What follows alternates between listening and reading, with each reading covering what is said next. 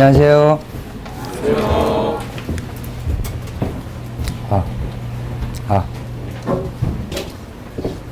안 나와? 친구 맞아요? 날씨 추운데 많이 오셨네요. 저희 강사진 인사부터 좀 드리고 시작을 할게요. 제일 처음에 저희 법규 대표 강사이신 이승민 교수님부터 인사드리고 시작하도록 하겠습니다. 박수 한번 쳐주세요. 네, 안녕하세요. 네, 반갑습니다. 여러분들이 여러 설명을 했지만 저희 하우패스 설명에 오신 걸 다시 한번 환영드리고요. 하우패스의 뜻처럼 어떻게 패스하는지를 정확하게 설명해 드릴 것이고요. 저는 요령으로 해서 말씀을 드리고 우리 신구 김상환 평가사님 인사하도록 하겠습니다.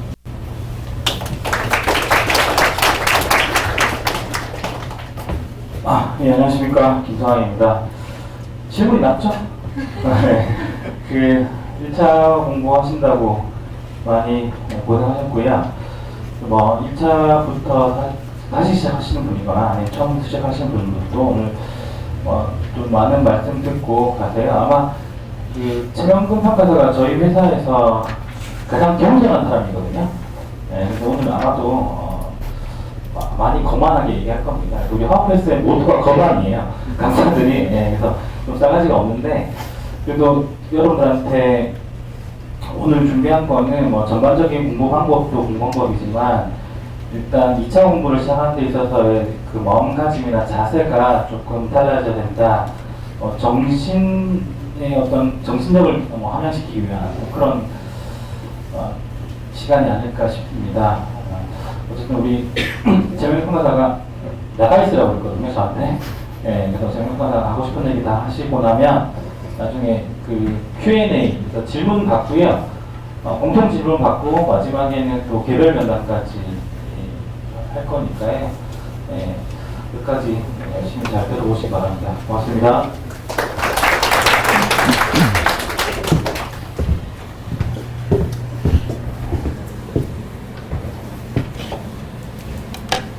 저분들 계시면은 제가 할 얘기를 못 해가지고요. 그래서 나가라고 그러고. 굳이 안에 있겠다 그래가지고 나가라 그랬거든요, 제가. 우리 학원에서 이론하고 1차에 학원론 강의하고 있고요. 이름은 최명근입니다. 23기 평가사고요. 제일감정 본사에서 김상환 평가사랑 같이 지금 근무하고 있습니다. 오늘 들으시고 개인적인 질문이나 이런 게 있으시면 저한테 전화 주시면요. 바로는 전화 못 받고요. 바빠서 전화를 잘 못 받아요. 그래서 문자 남겨주시면 어떤 것 때문에 전화 드렸다, 어떤 게 궁금하다 간략하게 문자 남겨주시면요. 그 다음날 저녁까지는 전화를 드리니까 꼭 문자 남겨주셨으면 좋겠고요. 오늘 이제 2차 합격 설명회고요. 여기 1차 합격하고 오신 분들도 계실 거라고 생각이 들고요. 또 처음 시작하는데 2차부터 이제 시작을 하시는 분들도 계실 거라고 생각은 들어요. 근데 그 주된 대상 자체를 1차 요번에 합격을 하시고 2차 이제 처음 들어가시는 분들, 그분들 대상으로 이제 주로 말씀을 드리고요. 그 다음에 이따가 연간 강의 일정이라든지 이런 거 말씀드릴 때 1차가 아직 해결이 안 나신 분들은 어느 정도 부분부터는 몇 월 달부터는 1차를 좀 시작을 하셔야 된다. 이런 얘기도 좀 말씀을 드릴 테니까 참고를 해주시고요. 마지막에 끝났을 때 이제 Q&A 부분에서는 과목별 질문은 이제 과목별 전담 강사분들께서 질문에 답을 해주실 거고, 공통 질문에 대한 것들은 제가 답을 해드릴 거고요. 그 다음에 이제 이 시간이 끝나고 나면 그 강사분들 다 밖에 계시니까 개별 면담 필요하신 분들은 면담을 받고 가시는 것도 좋을 것 같습니다. 그래서 유인물 다 나눠드렸지만 감정평가사 2차 합격 설명에 돼 있고요. 그 앞에 그냥 써놓은 게 아니에요. 어렵지만 최고의 가치를 가진 전문 자격증. 어렵지만에 줄을 쳐놓으시고요. 그 다음에 최고의 가치에다가 동그라미. 그 다음에 이제 정년이 없는 애 별표. 그 다음에 이제 최고에다가 동그라미. 밑에 취업률 1위에다가 이제 동그라미. 원래 취업률 1위랑 업계 1위는 제일감정이죠. 소송 걸려있는 거 10월에 연강하고 12월에 연강에 돌아다니는 다 해결했습니다. 올해 내년에 합격하시고 제일감정 본사 오시면 됩니다. 아무런 소송이 없어요. 이제 저희 법인에. 상황형한테도 한번 여쭤보시고요, 그거는. 맨 위에 이제 어렵지만이라고 줄을 쳐드렸는데요. 어차피 이제 2차 시작하실 분들이니까 가감 없이 말씀을 좀 드릴게요. 1차는요, 그 아무것도 아니에요. 그냥 시험도 아니고요. 합격했다, 불합격했다 그런 거를 논할 수 있는 그게 아니에요, 그냥. 저는 1차를 4번을 봤거든요. 연차수 대강 나오죠.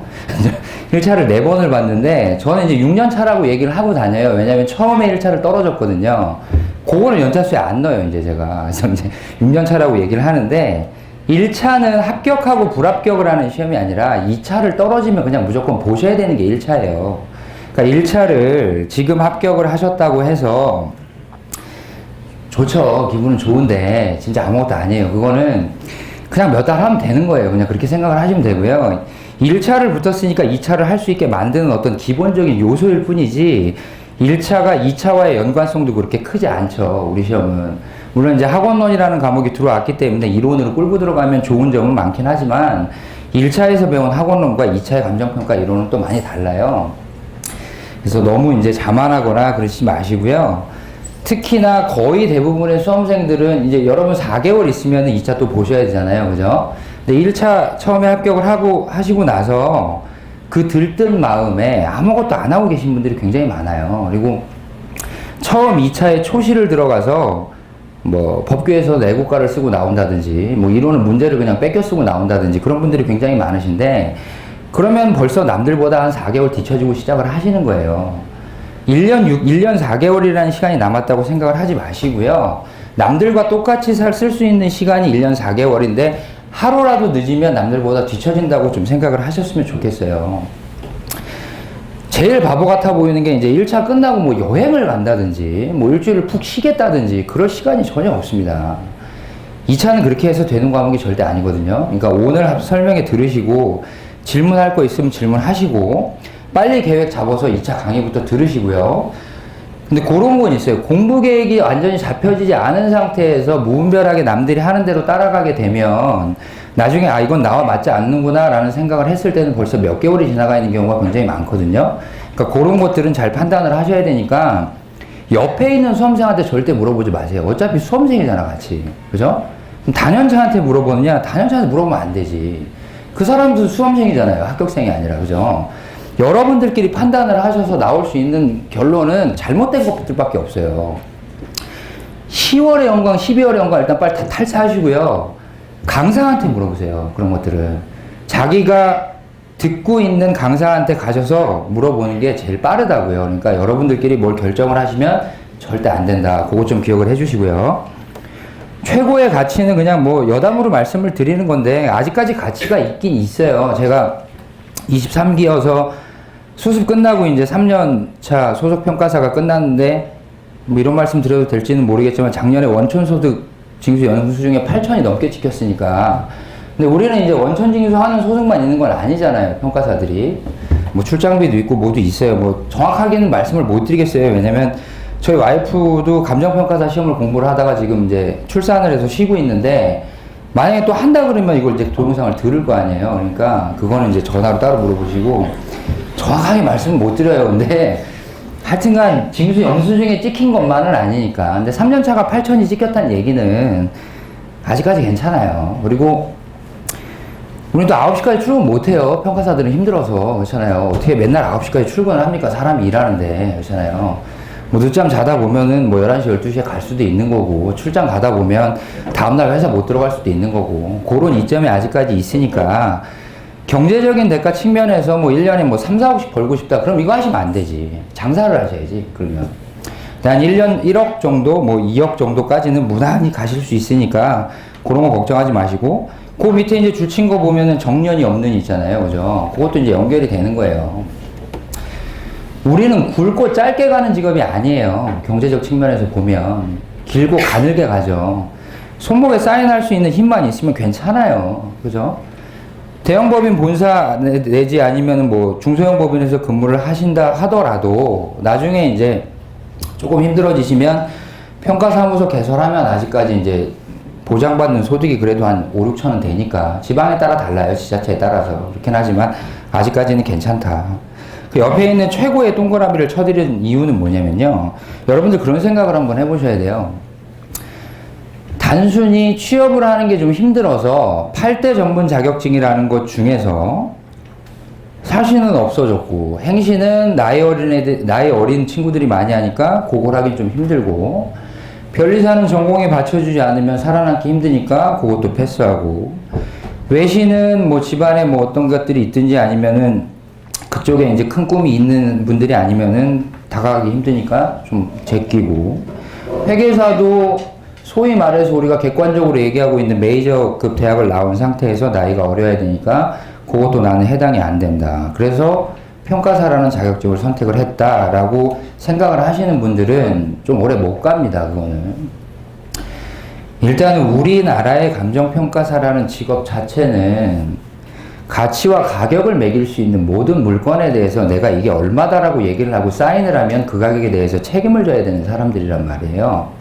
근데 가치와 가격을 매길 수 있는 물건에 대한 난 이게 얼마인지에 대한 도통 아무런 관심이 없는 분들이 수험계에 들어와서 공부를 하다 보면 합격을 하기도 어렵지만 흔들린다고요, 점점. 결국은 전문직이라는 직업이 좋은 건 뭐냐면 내가 청춘을 바쳐서 몇 년 동안 공부를 한 것들을 가지고 평생 일을 하는데 써먹을 수 있다는 게 굉장히 좋은 점이란 말이에요. 전문직이라는 직업 자체는. 근데 평가와 감정에 대한 전혀 아무런 고찰이 없는 상태에서 단순히 어느 정도 시간을 쓸 수 있는 전문 자격자라는 직업 중에서 평가사의 보수라든지 경제적 대우가 아직까지는 굉장히 괜찮기 때문에 나는 이거 해야 되겠다라고 생각을 하셔서 들어온 분들은 오래 못 버틴다는 거예요. 실질적으로 1차 공부를 하시면서 그런 생각을 하실 겨를은 거의 없었겠지만 2차에 들어오셔서 그냥 지나가다가 우리는 무수히 많은 부동산을 접하게 되잖아요. 평가에 있어서 가장 주된 대상은 부동산이니까. 근데 이게 얼마일까? 이게 왜 이런 가격이 형성될까? 나는 이걸 평가한다면 어떤 요소들을 고려를 해야 할까라는 생각을 완전히 그런 생각에 사로잡히셔서 공부를 하지 않으시면 힘들어요. 단순히 서브 몇 장 외우고 나서 답안지 갖다 바르면 점수가 나오는 시험이다. 그렇게 많이 가고 있는데요. 다른 학원에서. 뭐 어차피 동영상 찍는 거긴 하지만 하고 싶은 얘기 다 하겠습니다. 그냥. 그렇게 공부하시면 절대 안 됩니다. 결국은 평가사라는 것은 사자를 붙여주는 건 선비 사자를 붙여주는 건데 선비는 자기의 관이 있어야 돼요. 우리가 가지고 있는 관은 과연 이게 얼마일까? 라고 생각을 하는 관이 있어야 된다는 얘기인데 그런 어떤 직업적인 자부심이라든지 내가 준비하고 있는 시험에 대한 자존감이라든지 이런 것들이 전혀 없는 상태에서 공부를 하게 되면 자꾸 쉬운 거를 찾으신단 말이에요. 그리고 본인과 타협해서 합리화를 하신다고요, 자꾸. 이 정도 하면 붙겠지, 이 정도 하면 붙겠지라는 생각을 하시다가 결국은 내년 3, 4월 지나면 스스로 포기하게 됩니다, 2년차들은. 지금은 제가 어떤 말씀 드리는지 마음에 안 와닿으실지도 모르겠지만 통상적인 2년차들은 시험이 4, 5개월 남은 상태에서는 마음속으로 정리를 한다고요. 원래 2년차가 붙기는 어려운 시험이니까 나는 3년차, 4년차 넘어가도 괜찮을 거야 라는 생각을 100% 하게 돼 있어요, 내년에. 저도 그랬으니까요, 2년차 때. 그러니까 제가 이제 부탁드리고 싶은 말씀은 그거예요. 오늘 한번 집에 돌아가셔서 한번 생각을 곰곰이 해보세요. 이 직업이 나한테 맞는 건지. 실질적으로 세상에 존재하는 모든 물건에 대해서 내가 가치를 알고 싶은 사람인지 그 가치와 가격을 평가하고 감정하기 위해서 나는 어떤 준비를 해야 되는지 그 준비를 감당할 수 있는 나는 사람인지라는 거를 먼저 생각을 해보시기를 꼭 부탁드립니다. 오늘은 밑에 내려가면 이제 취업률 1위잖아요. 1위는 취업률 1위가 이제 다른 전문 자격증과 이제 붙여놨을 때 그렇다고 얘기를 하는 건데 우리는 이제 감정평가 업계로 흡수되는 비율이 이제 95%가 넘으니까요, 매년. 회계사 같은 경우는 뭐 증권회사도 가고 은행도 가고 자산운용사도 가고 많이 이제 퍼져 나가잖아요. 뭐 변호사도 마찬가지고요. 저희 법인에는 이제 변호사가 따로 있어요. 저희 법인에 소속된 변호사가 따로 있으니까. 그러니까 다른 전문 자격자들은 이제 필드에서 일을 할 때 여러 가지 스펙트럼을 가지고 일을 하시는 경우가 많은데 우리 이제 평가사 같은 경우에는 감정평가 법인에 흡수되는 비율이 95%가 넘어요. 그리고 나이가 어떻게 됐든 성별이 어떻게 됐든 일단은 그 해에 아직까지는 100% 다 흡수가 되고 있습니다. 그러니까 취업을 못해서 놀고 있는 사람은 단 한 명도 없다는 거예요, 매년. 그리고 뭐 보수 자체는 본사에 들어가시는 것보다는 중소형법인에 들어가는 게 훨씬 좋아요, 아직까지는. 근데 자기가 일을 할 수 있는 어떤 스펙트럼의 바운더리라든지 이런 것들이 차이가 많이 나겠죠. 또한 이제 본사하고 지사도 이제 차이가 많이 나긴 하는데, 그거는 이제 합격하시고 나서, 제가 이제 합격하시고 나서 올해, 그러니까 작년 수험생들도 그랬었는데, 자기소개서 쓰는 거랑 이력서 쓰는 것까지 다 봐드리니까, 그거는 이제 나중에 고민을 하시면 되고요. 일단 이제 서로는 그렇게 정리를 좀 해드리고요. 오늘 설명에는 무슨 말씀을 드릴 거냐면요. 2차의 시작이라고 해서 수험 공부를 하기 위해서 신변 정리를 좀 어떻게 하셔야 되는지, 실질적으로 합리적이고 보편 타당한 합격의 방법이 있다면 그 방법에는 뭐가 있는지, 우리 학원에 맞춰서 커리큘럼을 짜갖고 오긴 했지만 저희 이제 강사진들이 모여가지고 생각하는 가장 합리적인 커리큘럼이기 때문에 그 말씀을 드릴 건데, 그거에 관련해서 이제 시기별 학습 목표라든지 시기별 강좌에 대해서 이제 말씀을 드릴 거고요. 그 다음에 이제 강사 소개는 좀 아까 했었는데, 그거는 이제 뭐 그냥 간단히 넘어갈 거고요. 맨 마지막에 이제 3번 가서 과목별 특성과 전략해서 이제 실무 이론 법규에서 어떤 특성을 가지고 있는지, 어떤 식으로 좀 공부를 하셔야 실질적으로 오랜 기간을 보내지 않고, 소위 말해서 이제 삽질이라는 걸 하지 않고 합격에 이를 수가 있는지, 그 다음에 이제 맨 마지막으로 저희 학원에서 준비한 이제 개강 일정이 어떻다, 그리고 이제 과목별 질문이라든지 공통 질문 이런 것들을 이제 받고 오늘 이제 설명회를 마치도록 하겠습니다. 제일 처음에 이제 2차 시작에서요. 1번 보면은 절대 공부 시간을 확보하라 라는 말이 있어요. 제가 공부할 때는 사실을 2년 만에 합격하신 이제 서울대 출신의 최모 변호사가 쓴 책이 있었어요. 불합격을 피하는 방법이라고. 거기에 이제 뭐라고 나와 있냐면, 하루에 8시간씩 꾸준히 2년을 공부를 하면 절대로 합격을 하지 않을 수 없다라는 말씀을 써주셨어요, 그분이. 근데 우리 시험에서는 택도 없는 얘기입니다, 이거는. 하루에 8시간 공부, 뭐 레저입니까, 공부가? 하루에 8시간 공부해서 어떻게 합격을 합니까? 그렇잖아요. 하루가 24시간인데 왜 8시간만 공부를 하는 거죠? 저는 이해가 안 가는데, 절대 시간이 10시간에서 12시간씩 무조건 나오셔야 돼요. 여러분들 1차 공부하실 때도 이제 초시계라는 거 많이 써보셨죠? 그 초시계 자체가 하루에 10시간에서 12시간이 찍히지 않으면, 하루가 안 지키면 남들보다 하루가 늦은 거고요. 이틀이 안 지키면 남들보다 이틀이 늦은 거예요. 어쨌든 옆에 있는 분들하고 비교를 하시면 안 돼요. 합격권에 들어가는 사람들은 어디에 있는지는 모르겠지만 어쨌든 그들만의 싸움이에요. 우리 시험의 가장 큰 특징 중에 하나가 뭐냐면 허수가 굉장히 많아요. 우리 시험은. 실질적인 경쟁률이 정말 얼마 안 될지도 몰라요. 제가 처음에 1차를 공부했을 때는 1차를 1년에 8,000명씩 봤었어요.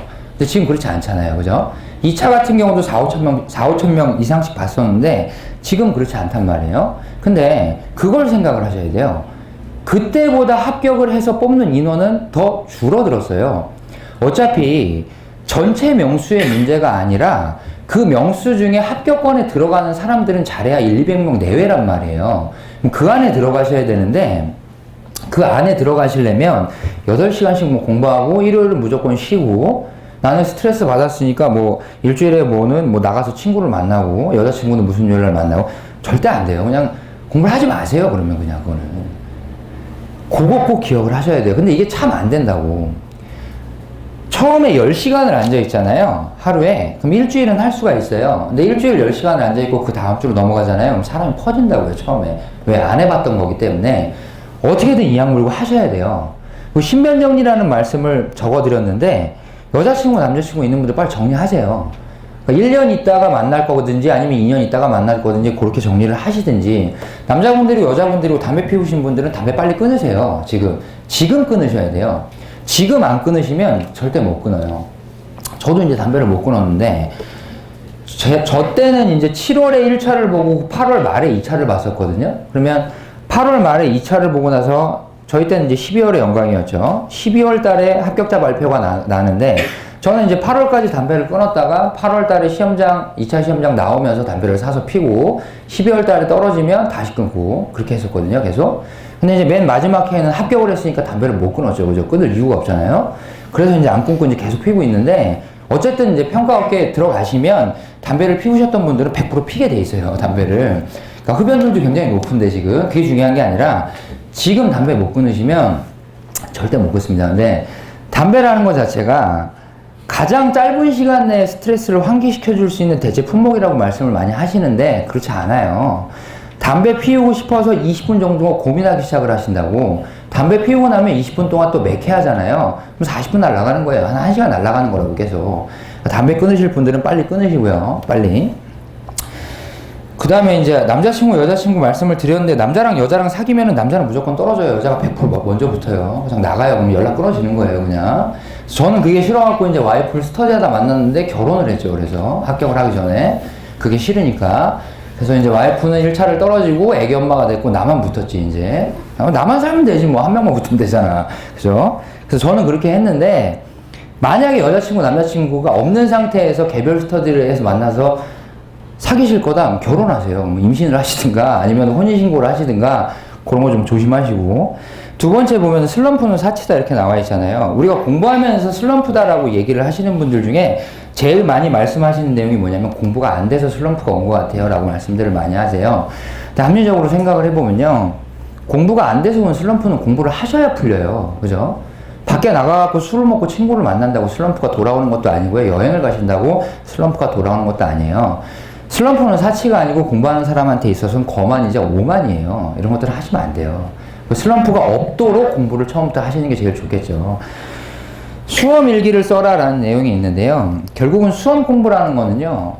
내가 뭔가를 잘 알고 있는 것들을 차별화시켜서 여기서 고득점을 노리겠다라는 전략으로 접근하시면 필패예요. 무조건. 수험 공부라는 건 전체 범위를 정해놓고 그 안에서 체계화와 구조화를 시킨 다음에 내가 모르는 약점 부분을 시험 마지막 날까지 어떻게든 보완해 나가야 되나 그런 식으로 접근을 하셔야 된다고요. 그러기 위해서는 오늘 내가 뭘 공부를 했는지, 오늘 내가 뭘 공부를 했는데 그거에 대해서 전혀 이해가 안 간다든지 그런 것들은 빨리 해결을 하고 넘어가셔야 될 거 아니에요. 모르는 거는 모르는 거대로 내비두고 내일은 다른 내용을 공부하고 그러면 아는 것들은 계속해서 알게 되는데 모르는 것들은 시험 보는 날까지 모른다고요. 이 시험뿐만 아니라 여러 가지 공부를 해보셨을 거 아니에요. 물론 대학에서 공부를 많이 해보셨을 거고 수능도 보셨을 거고 여러 가지 시험을 보셨을 거 아니에요. 근데 모든 시험들이 그렇잖아요. 수학도 마찬가지예요. 맨 앞에 보면 집합은 까맣게 돼 있는데 뒤에 가면 확률 분포 통계는 아무것도 안 써 있잖아요. 거기는 끝까지 모르잖아요. 그거랑 똑같아요. 수험 공부도. 모르는 걸 어떻게 빨리 캐치해내고 어떻게 그거를 이해할 거냐에 전략으로 접근을 하시는 게 맞다는 거죠. 근데 통상의 수험생분들은 내가 뭘 모르는지도 모르고 계신 분들이 굉장히 많아요. 내가 뭘 잘 알고 있는지에 대해서도 모르고 계신 분들이 많고 그런 것들은 강사랑 상담을 하셔서 빨리 해결을 하셔야 됩니다. 맨 마지막에 보면 수험의 준비물에서 펜, 답안지, 계산기, 초시계 이렇게 돼 있는데요. 펜이라는 것 자체는 여기서 이제 악필이신 분들이 많을 텐데 악필이신 분들은 빨리 글씨 교정을 하셔야 되고요. 저 같은 경우는 이제 워낙 악필이었기 때문에 수험계에서 떠도는 백강고시체라는 펜글씨 교본이 있었어요. 그래서 아침에 일어나면 그거부터 1시간 쓰고 시작을 했었습니다. 글씨를 교정하기 위해서. 글씨가 나쁜데 답안지를 내도 읽어줄 거다. 절대 그렇지 않습니다. 글씨를 읽었는데 답안지를 읽었는데 무슨 말인지 모르겠다. 그걸 채점하는 사람이 해석을 해서 얘는 이렇게 썼을 거야 라고 해서 점수를 주지는 절대 않습니다. 봤는데 무슨 글씨인지 모르겠으면 그냥 빵점이에요. 거기는. 그리고 글씨를 잘 써야 인식 자체가 좋아집니다. 답안지에서. 특히 남자분들 글씨 흘려 쓰시는 분들 많고요. 어떻게 쓰는지 전혀 모르겠는 분들 많은데 그런 분들은 글씨에 대한 생각부터 좀 하셔야 되고 그것과 관련해서 나오는 게 펜인데 펜은 개인 차이가 있기 때문에 강의에 들어오시거나 아니면 답안지를 갖고 오시면 그건 제가 따로 봐드리겠습니다. 펜이 여러 종류가 있어요. 저도 이제 마지막에 이제 6년차, 7년차 공부할 때는 일본에서 펜을 제가 이제 수입해다 썼었거든요. 국내에서 안 팔아서. 그러니까 별짓을 다 했어요. 저는 합격을 하기 위해서. 근데 요즘에는 잘 돼 있는 펜들이 많으니까 그거는 나중에 제가 따로 봐드리겠습니다. 그리고 답안지 말씀드리고 싶은 게 노트라든지 연습장을 쓰든지 뭐든지 간에 이제 무조건 2차 답안지를 가지고 공부를 하시면 됩니다.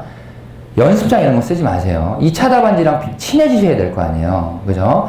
우리는 정해진 시간 동안 배점 분량을 맞춰서 한 편의 글을 완성하는 시험을 보는 사람들이기 때문에 답안지를 썼을 때 과연 내가 주어진 시간 동안 한 줄에 몇 자를 쓸 수가 있는지, 내 배점 감각으로 1점이 2줄인지 3줄인지를 판단을 하셔야 되는데, 그거는 따로 한다고 되는 게 아니라 평소에 답안지에다도 연습을 하시고 강의 들으시면서 필기를 하실 때도 답안지에다가 하시면서 체득을 하시는 거지, 그거를 따로 연습하실 필요는 없다는 거예요. 그래서 무조건 답안지를 가지고 생각을 하시라. 뭘 정리를 하든지 간에, 연습을 하든지 간에, 낙서를 하든지 간에 무조건 답안지 가지고 하세요. 이제부터는 얼마 안 하니까 답안지. 넘어가시면 수험의 방법해서 이제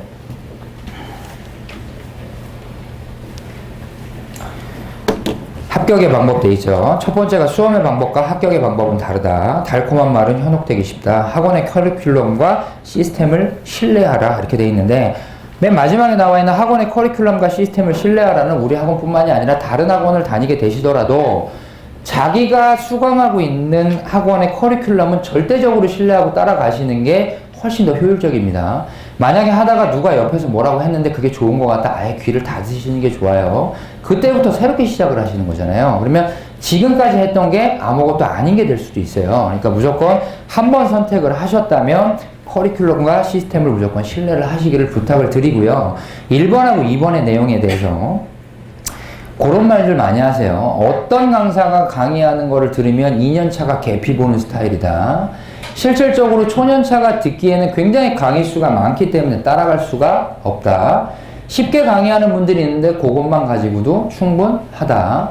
공격적으로 말씀드리겠습니다. 시중에 나와 있는 학원 중에 대형 법인에서 모든 스펙트럼을 가진 일을 하면서 현업에 종사하면서 강의를 하시는 분들이 누군지 한번 생각을 해보세요. 우리 감정평가, 실무, 이론, 법규라는 건 사회과학이고요. 여러분들 1차에서 부동산 학원론에서 부동산 학은 이론과 기술을 겸비한 과학이다라고 말씀을 드리고 있잖아요. 실질적으로 필드에서 일을 하지 않는 사람들은 문제를 만들어낼 수가 없습니다. 현업에서 어떤 식으로 돌아가고 뭐가 이슈가 되고 있는지는 자기가 일을 해봐야 알 수가 있습니다. 그거부터 좀 생각을 해보시고요. 제일 듣기 안 좋은 말이 그거였습니다. 2년차가 계피 보는 스타일이다. 제가 한번 역으로 여쭤볼게요. 2년차가 합격하는 방법과 다년차가 합격하는 방법이 틀립니까? 2년차든지 다년차든지 어쨌든 수험생 아닙니까? 그러면 합격을 하는 사람들이면 2년차 중에서 합격생을 따로 뽑고 다년차 중에서 합격생을 따로 뽑습니까? 절대 아니에요. 어떤 연차가 되든 초년차든 2년차든 다년차든 보편적으로 합리적으로 따라가야 될 방법이라는 게 있는 거예요. 그리고 여러분들이 공부를 해야 된 범위 안에는 반드시 이런 것들은 공부를 하고 넘어가셔야 된다라는 내용들이 분명히 존재를 한다고요. 똑같은 내용에 대해서 쉽게 가르치는 사람이 있고 어렵게 가르치는 사람이 있다. 그건 당연히 쉽게 가르치는 사람을 따라가는 게 맞겠죠. 그죠? 범위를 한정적으로 한없이 줄여버리고 그 안에 있는 내용들을 이와 유사한 것들이 나오면 이거 외우셔서 갖다 바르면 됩니다. 그럼 여러분들 편하게 공부하실 수 있습니다. 라고 얘기를 하시는 분들은 굉장히 신뢰하지 말았으면 좋겠습니다. 솔직히 말씀드리면. 그렇게 공부를 해서 수박 겉핥기식으로 공부를 해서 합격을 했다고 하더라도, 물론 합격을 하는 게 제일 중요하긴 하지만 그렇게 합격을 하면 법인에 들어가서 할 수 있는 게 없습니다. 전혀.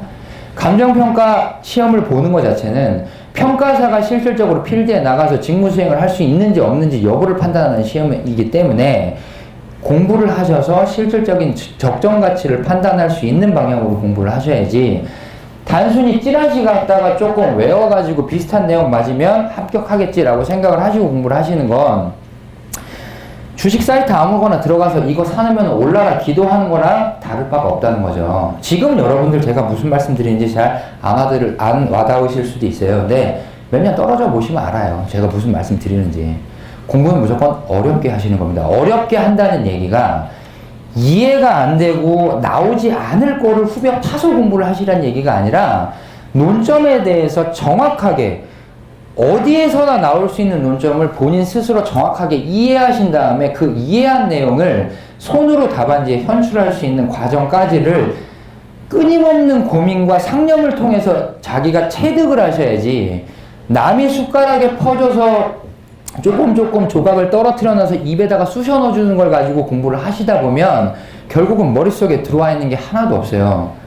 결국은 그렇게 공부를 하시다 보면 3, 4개월 지나면 선택을 하게 돼 있어요. 한 권 외우자. 그냥 외운 거 가지고 갖다 발라보자. 한번 비슷하면 점수 나오겠지. 절대 그런 시험 아니에요. 절대 그런 시험 아니니까 처음에 생각을 하실 때부터 우리 시험 자체는 생각을 굉장히 많이 해야 되는 시험이고 결국은 글짓기, 답안의 형식, 답안의 논점, 답안의 배점, 균형에 따라서 당락이 좌우되는 시험이다 라고 생각을 하시고 끊임없이 이해하려고 노력을 하셔야 됩니다. 성인이 되시고 나이가 드시면 점점 나이가 드시면 생각을 안 하시려고 하세요. 보통 거의 대부분이 나이 먹어감에 따라서 사는 대로 생각을 하지 생각하는 대로 살려고 하시는 분들이 거의 없습니다. 공부는 생각하는 대로 하셔야 됩니다. 누가 이렇게 생각을 하라고 해서 생각을 하게 되는 것도 아니고요. 누가 이걸 외우라고 해서 외워야 되는 것도 아닙니다. 개인별로 외워야 될 내용이 다릅니다. 이거는 내가 이해가 됐기 때문에 글로서 풀었을 수 있는 능력이 있는 사람이 A라면 B라는 사람은 똑같은 내용에 대해서 암기를 해서도 못 쓰시는 분들이 있다고요. 결국은 선 이해가 바탕이 되지 않으면 답안에서 점수를 득점할 수가 절대 없습니다. 그거는 대전제니까 꼭 기억을 해주셨으면 좋겠습니다. 그건 그렇게 말씀을 드리고요. 넘어가면요. 2017년부터 이제 2018년까지 기본적인 커리큘럼에 대해서 나와 있는데요. 3월에서 8월부터는 기본 개념의 이해라는 타이틀을 달고 있는데요. 통상적으로 우리가 시험을 한국말로 보잖아요. 지금 그죠? 한글로 쓰잖아요. 답안지를 영어로 쓰는 게 아니라 기본 개념이라는 것 자체는 여러분들이 민법이라든지 아니면은 기본 개념 나와 있는 게 뭐가 있을까요? 학원론에서도 그렇죠. 뭐뭐는 뭐뭐를 말한다. 뭐뭐는 뭐뭐를 의미한다 이런 것들 있잖아요. 그런 것들을 읽으면 한글로 써있기 때문에 무슨 말인지는 안단 말이에요. 예를 들어서 그렇잖아요. 근데 안에 들어있는 예를 들어서요. 감정평가론 부분에서 지역분석이라는 단어를 여러분들한테 이게 뭐냐라고 물어보면요. 지역분석은 지역의 특성을 조사해서 그 지역에 소재하고 있는 부동산의 표준적 이용을 밝히고 그 표준적 이용의 부동산들에 가지고 있는 보편 타당한 평균적인 가격 수준을 찾아내는 작업이다 이렇게 말씀을 하실 수는 있겠지 그죠? 그게 지역분석의 개념이긴 한데 지역분석은 한국말이기 때문에 지역과 분석이 합쳐진 합성어란 말이에요. 그러면 지역이 뭐냐 분석이 뭐냐라고 말씀을 드리면 아무도 대답을 못하세요. 그거를 알아가는 과정이 기본 개념의 이해입니다. 단순히 한국말로 써 있어서 쭉 읽었을 때, 그런 거구나. 그게 기본 개념의 이해가 아닙니다. 기본 개념에 들어가 있는 개념 요소에 대한 것들을 철저히 파헤쳐서 과연 어떤 요소를 가지고 이 개념이 의미하고 있는 바가 본질적으로 무엇인가라는 생각까지 하는 과정이 기본 개념의 이해라는 거죠. 실무에서도 마찬가지예요. 근데 그거를 아무도 안 하시지. 지금 안 하시니까 그냥 그저 그렇게 다 떨어지고 있는 거예요. 제 말이 맞는지 안 맞는지는 내년 가보시면 알게 될 거예요. 그래서 3월부터 8월까지 기본 개념의 이해를 보시고요. 알고 계신 단락단락 쪼개져 있는 조각조각 흩어져 있는 개념들을 9월부터 12월까지 체계화와 구조화를 시키기 시작을 합니다. 머릿속에 개념에 대한 체계화와 구조화가 이루어져 있지 않으면 사회과학이라는 학문의 특성상 어떤 짜임새 있는 논지를 가지고 서술을 할 수가 없죠. 그래서 체계화와 구조화를 시키고 이때부터 본격적으로 답안에 손으로 현출을 하는 논술의 시작 단계로 넘어가게 됩니다. 그래서 논술도 좀 어떻게 하는 건지 알겠다. 개념도 이런 것들이 있구나.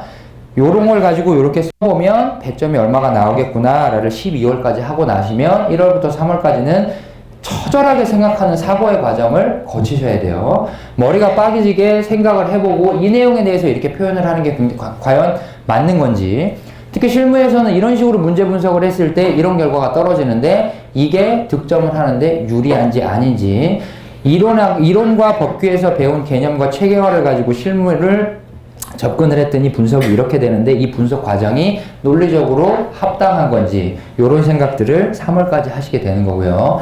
4월부터 5월까지 가면 사고의 확장이긴 확장인데 이미 공고히 머릿속에 들어와 있는 체계와 구조가 있기 때문에 그 안에서 변방에 있는 것들을 하나둘씩 확장을 하는 건 그렇게 어려운 일이 아닙니다. 그래서 사고의 확장을 하면서 논술을 굉장히 많이 연습을 하셔야 돼요. 한의원을 다니면서 손목에 침을 맞을 정도로 논술을 하셔야 돼요. 4월 달에는. 5월 달하고요. 그래서 6월 달에 가시면 다시 기본으로 돌아가셔서 원래 분명히 알고 계셔야 되는 기본 개념에 대해서 반복과 정리를 통해서 시험장에 들어가실 준비를 하시면 우리 1년의 수험 커리큘럼이 끝난다는 거죠. 그래서 밑에서 보시면 학습 비율이 나와 있어요. 근데 그래서 처음에 1기에서는 1, 2, 3, 4, 5로 돼 있으니까 편하게 기로 제가 명명을 할게요. 1기 같은 경우는 시리법 학습 비율이 8대 1대 1이잖아요. 이게 약간 모순적인 건데요. 따지고 보면 이론과 기술이 원래는 돼 있어야 그거를 감정평가서를 실질적으로 작성하는 과목인 감정평가 실무를 할 수 있는 게 맞아요. 근데 평가 실무라는 과목 자체가 주는 압박감이라든지 아니면 무게감이 굉장히 크기 때문에 처음에 실무부터 빡세게 접근을 하시는 게 나중에 훨씬 수월하다는 거죠. 실무가 문제 분석이 안 된 상태, 문제 분석을 할 수 있는 능력이 없는 상태로 바뀐 해를 맞이하시게 되면 스터디는 스터디 들어가갖고 아무것도 할 수가 없게 되고요. 이론 법규는 뭔가 해야 될 것 같은데 기본 강의도 안 들어오는 상태고 막 이런 뒤죽박죽인 상태로 가버려요. 그래서 처음에 이론 법규에 대한 부담을 많이 덜어드릴 테니 실무에 대해서 기본 문제라든지 기초서를 하루 종일 풀고 토하고 하는 작업을 좀 해주셨으면 좋겠다. 그래서 8대 1대 1로 잡은 거고요. 계속해서 가게 되면 실무의 비중은 점점 떨어지고 이론과 법규의 비중은 점점 올라가게 되는데 특이점이 뭐냐면 3기에 들어가면 2기에서 2대2였던 이론과 법규의 비중이 법규가 조금 올라가기 시작하잖아요. 이건 왜 그러냐면 법규 같은 경우는 목차를 빼는 과정을 할 필요가 없어요. 원래 논리 자체가 있기 때문에 이론 자체는 문제에 맞춰서 물어보는 바에 따라서 출제위원의 어떤 의도에 따라서 목차를 달리 빼야 되는데 법규는 소위 말해서 우리가 말하는 문학 판검사라고 있어요. 그냥 목차의 이제 순서인데 문제의 제기, 학설, 판례, 검토, 사내, 적용. 그건 이제 문학 판검사라고 얘기를 해요, 우리가.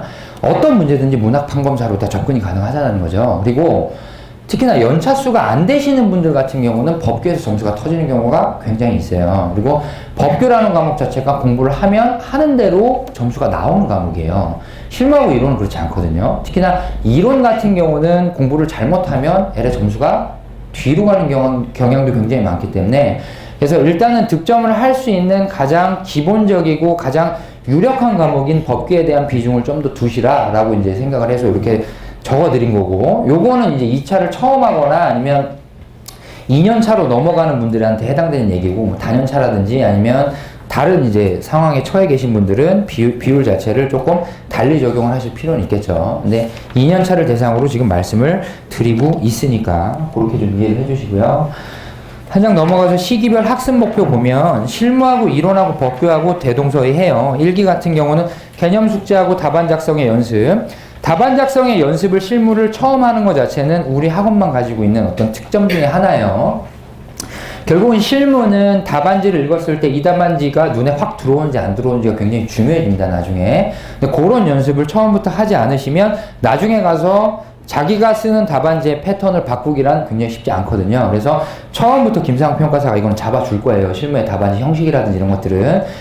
이론 같은 경우는 이제 제가 개념의 이해와 의, 암기 이렇게 돼 있는데 이건 뭐 나중에 이론 강의 들으시면 또 말씀을 드릴 텐데 개념으로 시작을 해서 개념으로 끝나는 과목이 이론이기 때문에 가장 기본적인 기본 이해의 개념인 1기에서는 개념의 이해와 의, 암기에 치중을 하고 있고요. 법규 같은 경우는 어쨌든 모법이 되는 게 행정법이죠. 행정법이라는 거는 정의가 있는 게 아닙니다. 행정 관련 법규를 행정법이라고 우리가 얘기를 하는 거지. 통상 민법이라는 법령이 있잖아요. 그죠? 행정법이라는 법령은 법제처에서 찾아도 아무리 없어요. 그죠? 행정과 관련된 모든 법령을 행정법이라고 통칭하는 것 뿐이지, 민법이라든지 아니면은 뭐 부관법도 아니죠. 감정평가사법이라든지 이런 법령이 정의가 되어 있는 게 아니잖아요. 그죠? 그래서 체계를 먼저 세우는 과정을 기본 개념의 이해 단계에서 하실 거고요. 2기로 넘어가면 문제에 대한 분석을 실무에서는 먼저 하는데, 실무는 문제 분석과 답안 형식의 패턴화가 거의 대부분이라고 말씀을 드릴 수가 있어요. 근데 그 문제 분석에 들어가는 내용들이 굉장히 엄청난 것들이 많아요. 실무에서는. 머릿속에 체계화라든지 구조화가 이루어지지 않고 논리가 전혀 없는 상태에서 문제 분석을 하게 되면 실무는 문제 분석을 하는 데 있어서 듬성듬성 구멍이 나게 돼 있어요. 그러면 문제를 푸시다가 결국은 주어진 자료 내에서 허우적대다가 제한된 시간 내에 문제를 못 풀고 끝나는 경우가 있기 때문에 실무에서는 문제 분석에 대한 내용을 좀 강조를 2기에서 드리고 있고요. 이론은 2기를 넘어가면 논술에 대한 기초를 이해를 하셔야 되고 심화 논점으로 바로 넘어가는데 결국은 기본 논점을 저는 개념의 이해라고 잡은 거고요. 2기에 가서 심화 논점을 보시되 논술 기초 이해라는 건 이론은 결국은 글짓기 싸움이거든요. 근데 그 글이 혼이 담긴 구라, 내가 이제 구라를 쳐도 진짜로 믿고 있는 구라, 그 정도 가셔야 되는데, 개념으로 구라를 치시면 내가 구라를 쳐도 그건 무조건 맞는 게 됩니다. 이론에서. 외운 걸로 구라를 치시면 무조건 틀립니다. 그래서 2기에서는 소위 시쳇말로 개념으로 구라를 치는 방법을 상세하게 가르쳐 드립니다. 근데 그 구라는 절대 구라가 아니라는 거죠. 나중에 그건 보시고. 법규에서는 행정법 체계에 대한 이해를 잡으셨으니까 행정법 논점을 이제 암기하셔야 되겠죠. 행정법은 별거 없습니다. 법규는. 체계 잡으면 그 다음 이제 암기입니다. 바로. 암기하면 쓰면 되거든요. 왜? 목차를 뽑을 필요가 없으니까. 암기해서 쓰시면 돼요. 3기 가셔서 문제 분석을 완성을 하시고요. 실무에서는. 이론에서는 논술 기초와 심화 논점에 대한 것들을 가지고 사고의 정립, 여기까지 하면 거의 끝났다고 보셔야 됩니다. 내년 3월에 가면 당락이 거의 결정됐다고 보시는 게 맞아요. 시험은 3개월밖에 안 남았잖아요. 3개월 동안 논술로 보는 2차 시험을 어떻게 뒤집을 거예요? 그렇잖아요. 1차는 3개월 남으면 평균 20점 그냥 올릴 수 있어요. 그죠? 외우면 되니까. 근데 2차 시험 3개월 남은 상태에서 뭘 어떻게 뒤집어요? 절대 못 뒤집어요. 커리큘럼 따라가지고 잘 가셨으면 3월 정도에는 합격할 수 있는 사람인지 아닌지, 그 문에 들어갈 수 있는 사람인지 아닌지 거의 판가름 난다고요. 그러고 나서는 논점의 확장이라든지, 내가 좀 이 부분에 대해서 심화해서 이해를 하고 싶은 부분이라든지, 그런 것들만 가지고 기본 개념이라든지 나올 만한 문제들만 쭉쭉 돌리다가 들어가는 게 2차 시험이에요. 그죠? 그렇게 좀 기억을 하시고. 그래서 맨 마지막에 가면 이제 최종 정리. 최종 정리는 어려운 내용을 정리를 하는 게 아닙니다. 제가 시험을 볼 때는 이제 최종 정리할 때 올해 어떠어떤 교수가 어느 과목에 들어간대더라 라는 얘기가 깔리면 스피드 복사집에 논문이 100장씩 나오고 그랬었는데, 요즘에는 그런 트렌드는 없어졌어요. 그래서 최종 정리 하실 때는 1기에서 하셨던 어떤 기본적인 내용 위주로 정리를 좀 하시고 들어가면 실패하지 않는다. 또한 이제 요거 말고 시험을 보는 데 있어서 공부하는 측면이 따로 있다면 다른 한쪽으로 전략적인 측면이 좀 있어요. 1차 시험은 객관식이기 때문에 가서 알면 맞추는 거고, 모르면 찍어서 맞춰야 되죠. 그죠? 어떻게든 맞춰야 되니까. 근데 2차는 그렇지가 않잖아요. 그러면 들어가서 100분 동안 100점을 모두 다 정성스럽게 쓰고 나왔다. 그럼 수석이죠. 근데 거의 대부분 그렇게 못 쓰시고 나온단 말이에요. 그러면 그 해의 문제의 배점 컨비네이션이라든지, 아니면 내가 잘 알고 있는 논점이 얼마 정도 배점에 나와 있는지라는 그런 것들을 가지고 작전을 잘 짜셔야 돼요. 그러니까 그 작전은 아마 최종 점검이라든지 밑에서 이제 다음 페이지에서 보는 스터디에서 보완을 하셔야 된다는 거지. 그 작전이라는 것 자체는. 그래서 이제 2차에 시작해서 시기별 강좌 보면 실무 이론 법규 똑같이 기초 개념에 대한, 기초 이론에 대한 강의를 먼저 하고요. 그리고 나서 심화 이론이나 아니면 실무에서 얘기하고 있는 중급 이론 해가지고 거의 7월, 법규는 이제 8월, 양이 많으니까 법규는 8월까지 해가지고 기초 이론이 끝나게 되고, 8, 9, 10, 11, 12 해서 이제 거의 문제풀이 과정이 끝나고요. 우리 학원은 3, 4월에 과정이 없습니다. 왜? 3월 전에 이미 끝났다고 보는 거예요, 우리는. 그죠? 3, 4월은 강사들 나와서 질문 받고요. 전화 오면 만나서 술 사주고요. 밥 먹으러 올 것 같으면 법인으로 오시면 되고, 우리 학원 3, 4월에 그게 없어요. 왜? 이미 끝났어요. 3, 4월에 뭘 해, 이때. 그렇잖아요. 3, 4월에 뭐 해가지고 뭘 뒤집을 거야. 그리고 5, 6월에 가가지고 최종 정리 나올 만한 문제들, 그에. 그 다음에 반드시 알고 가셔야 되는 기본적인 개념들, 이런 거 정리하고 끝나는 커리큘럼이다. 기본적인 강의만 듣고 단과를 수강을 하시면 원트랙이고, GS 스터디까지 같이 가시는 투트랙 전략을 구사를 하셔야 된다라고 이제 말씀을 드리고 있는데, 보편적으로 강의를 듣고 써보는 연습을 하고 생각을 하고 질문을 받고 가서 뭔가를 물어보고, 그거는 기본적인 강의에서 끝나지만, 우리는 어쨌든 하루라는 300분의 시간 동안 시험을 봐서 합격을 해야 되는 분들이기 때문에, 그 시험 컨디션과 동일한 어떤 컨디션에서 아침에 시험장 가는 것처럼 똑같이 일어나고요. 그러고 나서 이동 시간까지 다 고려를 해서 오늘이 시험 보는 날이다 라는 모의고사를 치셔야 되는데, 그거는 이제 GS 그룹 스터디에서 이제 보완을 하셔야 된다는 거죠. 통상 스터디를 진행을 하다 보면 스터디 들어와가지고 책 보고 베껴갖고 쓰고 계시고 막 이런 분들 굉장히 많단 말이에요. 머릿속에 들은 게 없으니까. 그렇게 하시면 안 돼요. 스터디는 진짜로 매주 시험을 보는 것과 같은 동일 컨디션으로 움직이셔야 돼요.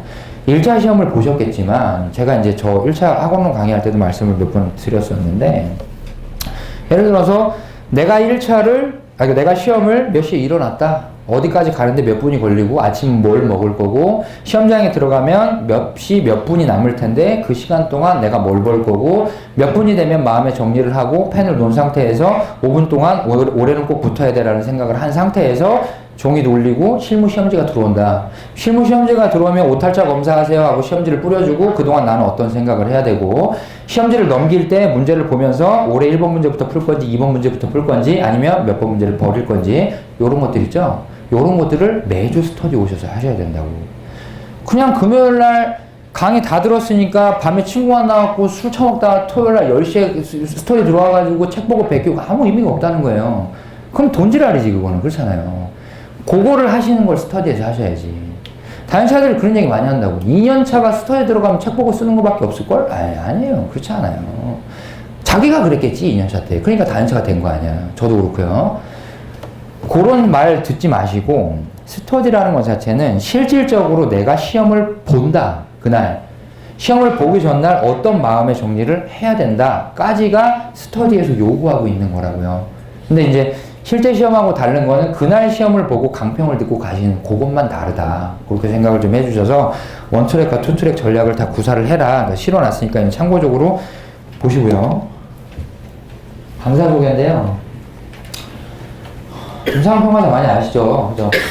저는 이제 프라고 얘기를 하는데, 김상환 평가사. 모르겠어요. 저도 이제 4학년 거 실무를 들었었어요. 물론 이제 저는 인강으로 들었어요.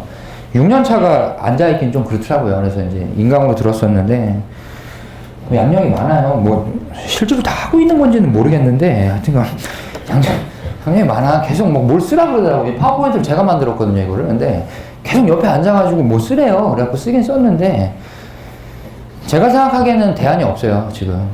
대안이 없어요. 이 양반처럼 일을 많이 하는 사람이 없어요. 이 양반도 이사고, 이제 뭐, 이 양반도 이제 뭐 주주죠. 그러니까 뭐, 따지고 보면 저는 피고용인이고 이 양반은 사장인데, 어쨌든 이제 저도 목요일날 사장이 될 것 같아서, 지금.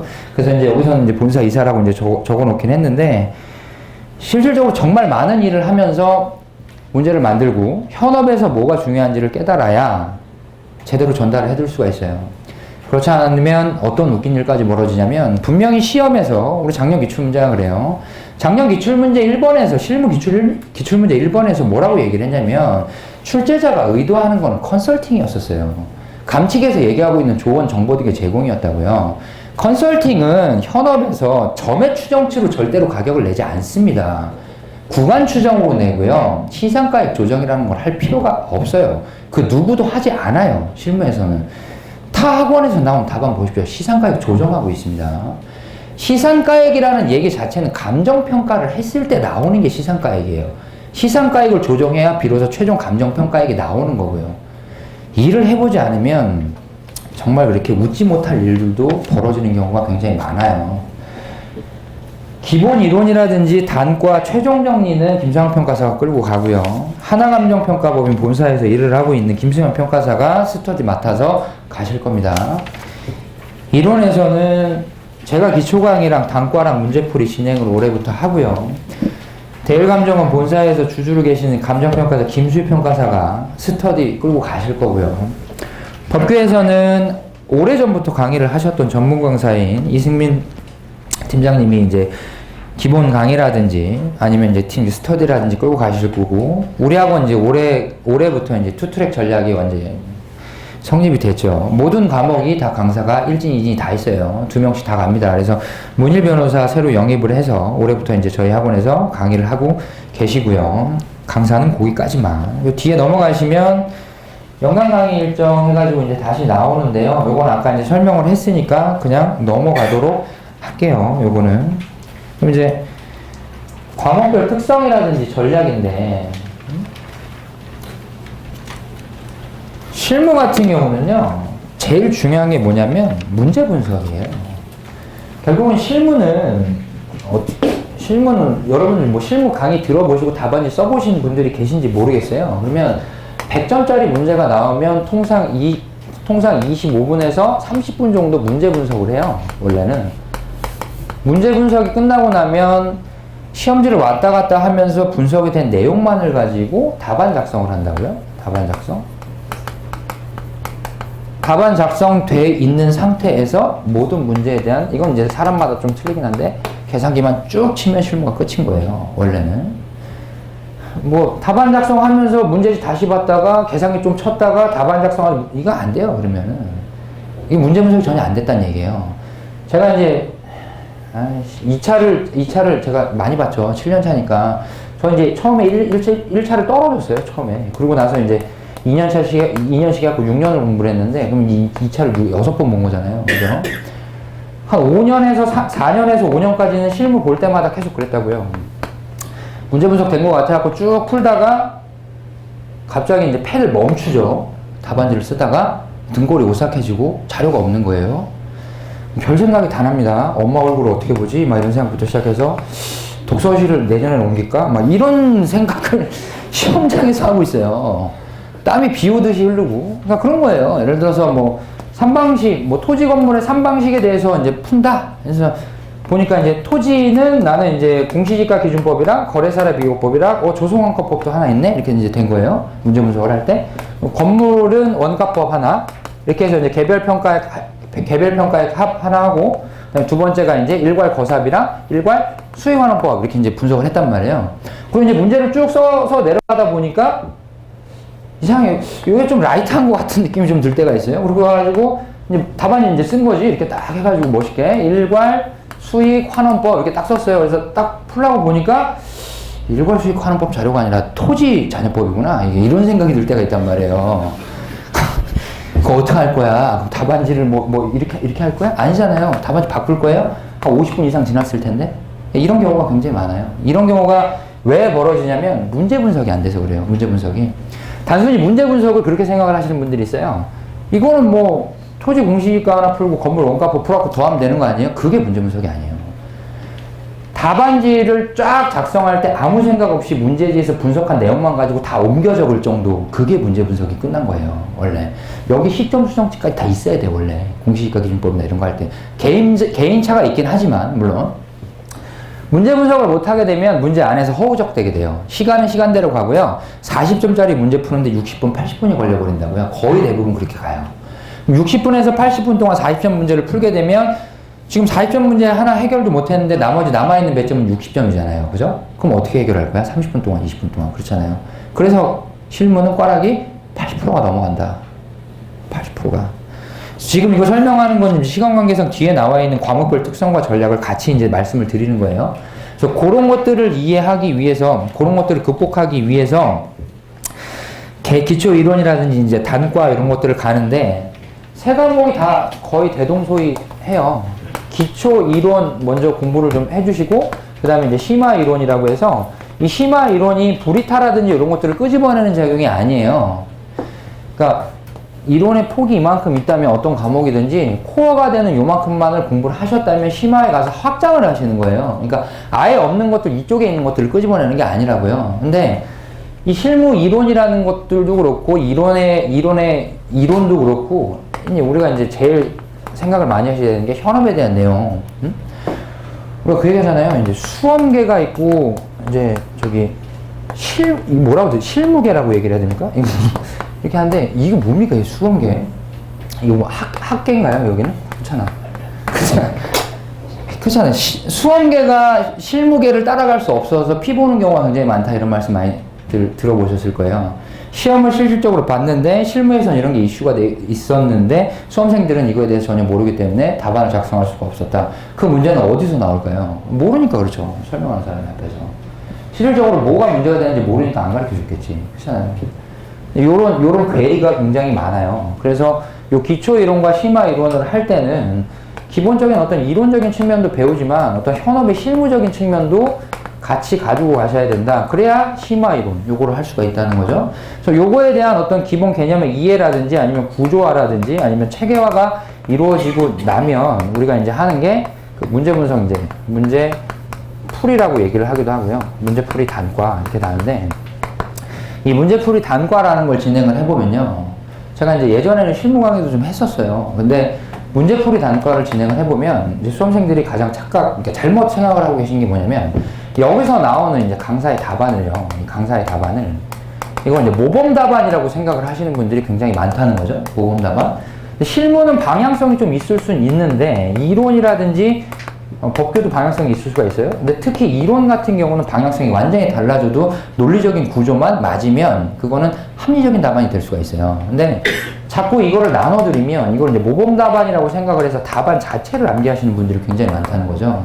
여기서는 문제에 대한 논점을 공부를 하시고 답안 자체를 외우는 작업을 하는 게 아니에요. 계속해서 생각을 해보고 왜 저 사람은 저런 식으로 접근을 했지? 저 답안을 저렇게 썼을 때 나는 과연 내가 가지고 있는 실력으로 저 사람처럼 쓸 수 있을까? 그런 생각을 해보셔야 된다는 거죠. 그래서 요렇게도 답안을 작성해보고 저렇게도 답안을 작성해보고 그래서 한 가지 또 이제 기억을 하셔야 될 게 그런 맥락에서 여기서는 무슨 말씀을 드리고 싶냐면 여러 가지 문제를 푸실 필요가 전혀 없어요. 아침에 이제 그런 말씀들 많이 들어보셨을 거예요. 8시에 만나가지고 100점 100분 스터디를 한다. 요번 주에는 뭐 합격의 법학원 1기 거를 풀고 다음 주에는 뭐 한림법학원 1기를 풀고 그 다음 주에는 뭐 서울법학원 1기를 푼다. 전혀 의미 없는 짓이라는 거죠. 그게. 왜? 문제를 한 번 풀어갖고 그 문제를 정확하게 분석을 하고 그 문제에 있는 분석단 내용을 가지고 논점을 확실하게 뽑아낼 수 있는 내가 능력이 있는 사람이다. 그런 사람은 다른 시험을 하나 다 같이 준비를 해야 돼. 근데 거의 대부분 그렇지 않단 말이에요. 동일 문제에서 이렇게도 생각을 해보고 저렇게도 생각을 해보고 답안을 이렇게도 써보고 저렇게도 써보고 그래야 서술을 하고 분석을 하는 능력이 향상된다는 거죠. 근데 거의 대부분의 분들은 문제를 외우려고 이제 접근을 하다 보니까 문제를 풀면은 100점짜리 문제를 50분이면 풀어요. 그건 푸는 게 아니에요. 답안을 갖다 옮긴 거지. 그러니까 그런 우를 범하지 마시고 문제풀이 단과에서는 요렇게도 써본다, 저렇게도 써본다. 단과에서 나와 있는 문제를 일주일 동안 이렇게 써보고 저렇게 써봐서 내 거로 씹어먹을 생각을 하셔야지 그냥 답안 나눠주니까 아 요런 문제 나왔구나 요런 문제 나오면 논점을 이렇게 접근하고 목차 이렇게 뽑으면 끝이구나 그렇게 공부하시면 안 된다는 거지 여기에서는. 그러고 나서 이제 요게 끝나고 나면 이제 우리가 하는 것들이 뭐 그죠? 이제 여기 5, 6월 이제 3, 4월 이제 쉬었다가 4월 이렇게 쉬었다가 마지막에 이제 최종 점검 이때는 이제 스터디랑 같이 이제 병행을 하셔서 완전히 이제 시험장하고 동일한 컨디션에 있어서 모의고사만 쭉쭉 풀어보는 거다. 왜? 복귀하는 시간이 그렇게 많이 걸리지가 않으니까요. 처음에 단과 1기 들어갔을 때는 복귀하는데 하루 종일 걸릴 수도 있다는 거죠. 실무 문제 40점짜리 하나 가지고. 근데 저 정도까지 가면 그렇게 걸리지가 않아요. 한 5분? 10분이면 그날 푸른 문제 다 복귀를 하실 수가 있을 거예요. 그래서 커리큘럼을 따라가실 거면 무조건 할 수 있는 커리큘럼은 무조건 따라가시는 게 좋다는 거죠. 그리고 다 할 수 있는 내용들이고 지금까지 합격한 선배들이 다 해왔던 내용이니까 하라고 하는 거예요. 이게 평가사 시험은 3과목밖에 없는데 우리가 돈을 벌기 위해서 경제적인 이윤을 추구하기 위해서 학원에서 강의를 늘려봐야 늘릴 게 없어요. 그렇잖아요. 그거밖에 없어. 내가 이렇게 막 천천히 걸어 다니면서 말을 천천히 하는 거지, 이제. 8강이면 끝날 거를 이제 12강으로 늘리는 거지. 그거밖에 없어요. 방법이.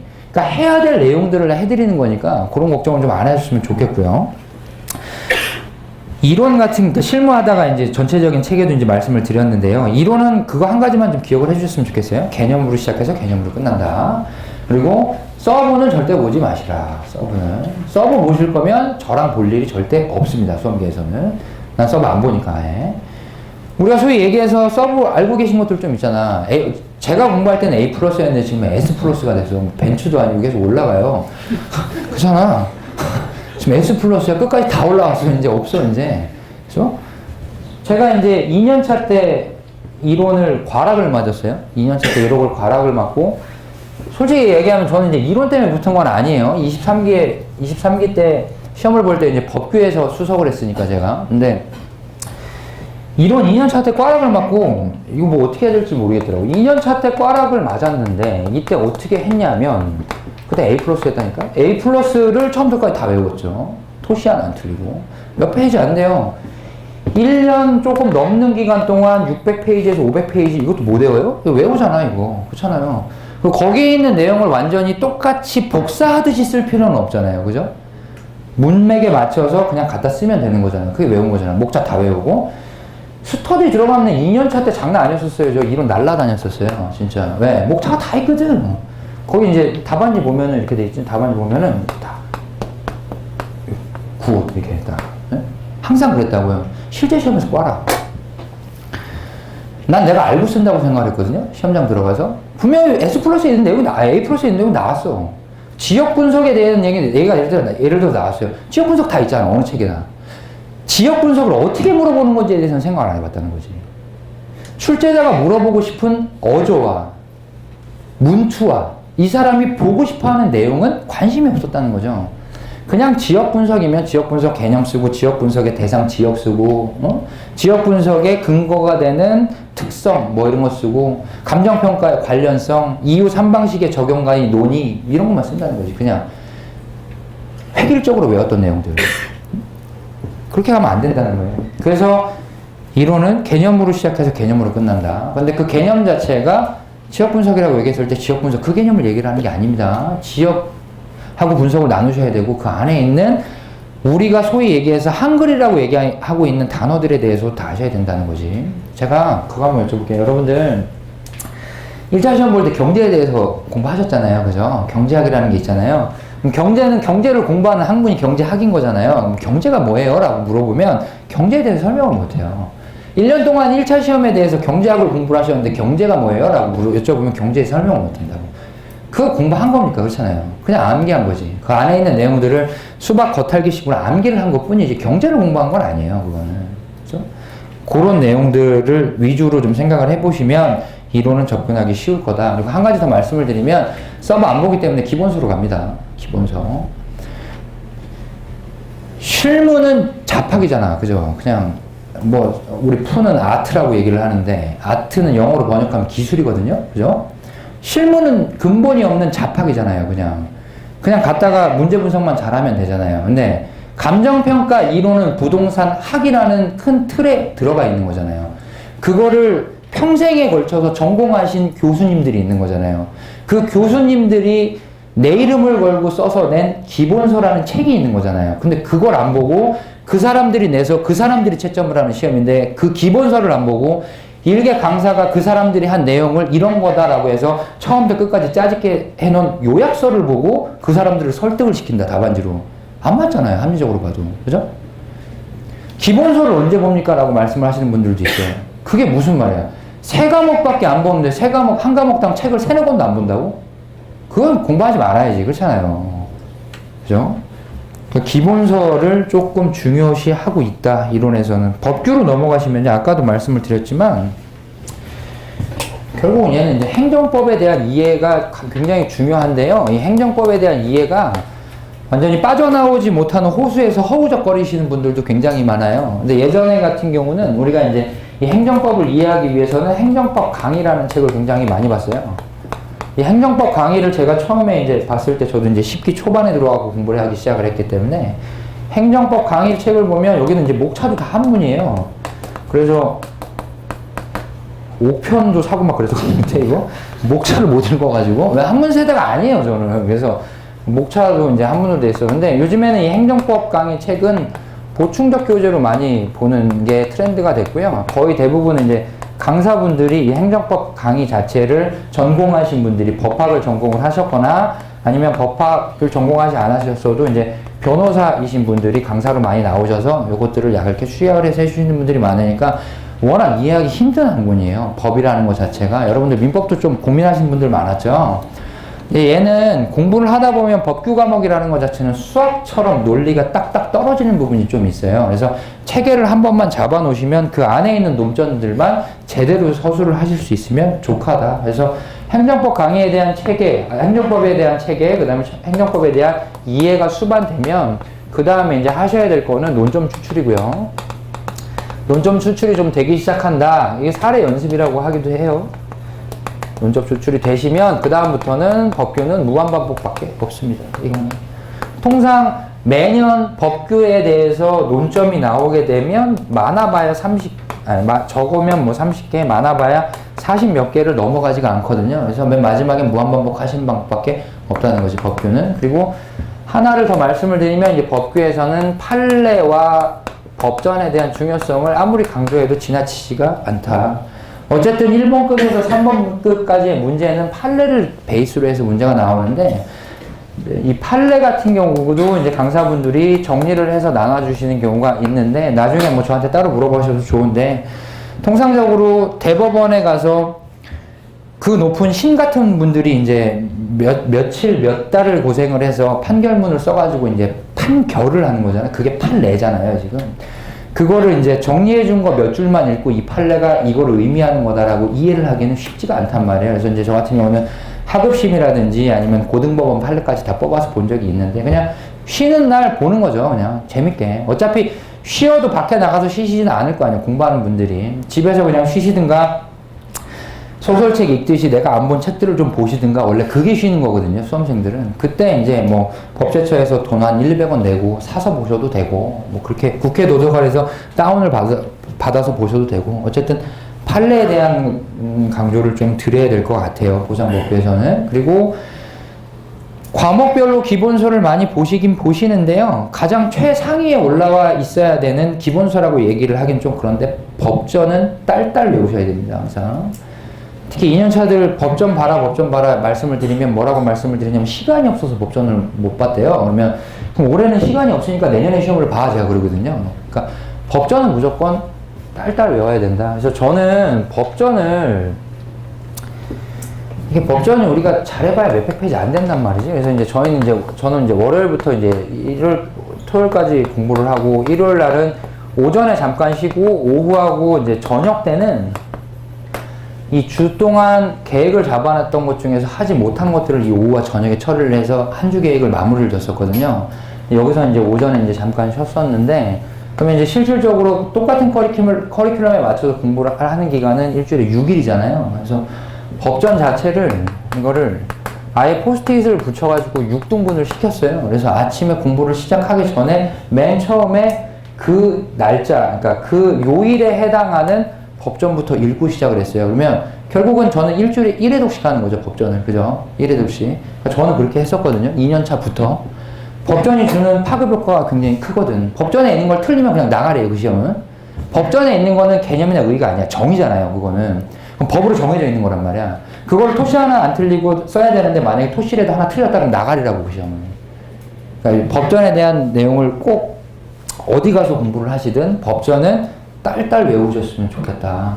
그 법전 안에 어떤 내용을 봐야 돼요? 무슨 조문을 봐야 돼요? 그럼 우리가 이제 법전 특강 해드릴 거니까 거기서 보시면 되고, 지금부터는 쓸데없는 내용이라고 하더라도 법전에 이런 내용들이 있구나, 이런 것들을 공부하게 되는구나, 이런 법령들이 평가하는데 영향을 미치는구나 라는 라이트한 상태로 좀 보셨으면 좋겠다는 거지.